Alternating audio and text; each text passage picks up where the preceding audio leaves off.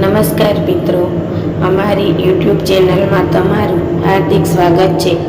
જો અમારી ચેનલમાં નવા હો તો લાઈક, શેર, સબસ્ક્રાઈબ જરૂર કરી દેજો. તો આજે આપણે એક સરસ મજાની કહાની વિશે જાણીશું.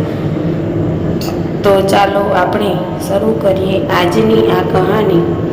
પૂરી સાંભળવા નમ્ર વિનંતી. અક્ષય તૃતીયાને અખાત્રીજ પણ કહેવાય છે.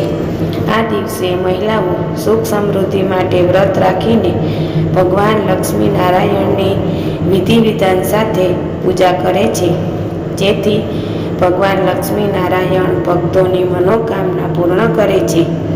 કેટલાક એવા કામ છે જે આ દિવસે ન કરવા જોઈએ. અક્ષય તૃતીયાના દિવસે સોનાની ખરીદી કરવી શુભ માનવામાં આવે છે.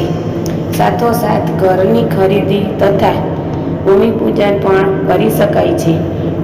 આ દિવસે ગૃહ પ્રવેશ માટે પણ ઉત્તમ છે. આ ઉપરાંત લગ્ન માટે પણ અક્ષય તૃતીયાનું મુહૂર્ત શુભ માનવામાં આવે છે.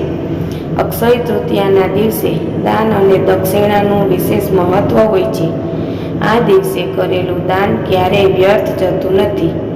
આ દિવસે આંગણે આવેલા વ્યક્તિને ક્યારેય ખાલી હાથે પાછો મોકલવો જોઈએ નહીં. અક્ષય તૃતીયાના દિવસે એલ્યુમિનિયમ અથવા સ્ટીલના વાસણ ન ખરીદવા જોઈએ.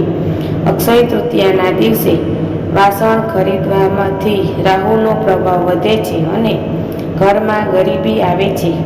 અક્ષય તૃતીયાના દિવસે સ્નાન કર્યા વગર તુલસીના પાન ન તોડવા જોઈએ, કારણ કે તુલસીનો છોડ ભગવાન વિષ્ણુનો ઘણો પ્રિય છે. તેથી ગંદા હાથે તેને અડવાથી દેવી લક્ષ્મી અને ભગવાન વિષ્ણુ નારાજ થઈ જાય છે.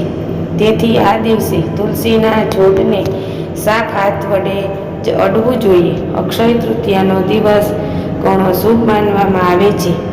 આ દિવસે માંસાહાર તથા દારૂનું સેવન ન કરવું જોઈએ. આવું કરવાથી ઘરમાં દુઃખ અને ગરીબી આવે છે. અક્ષય તૃતીયાના અખાત્રીજ પણ કહેવાય છે.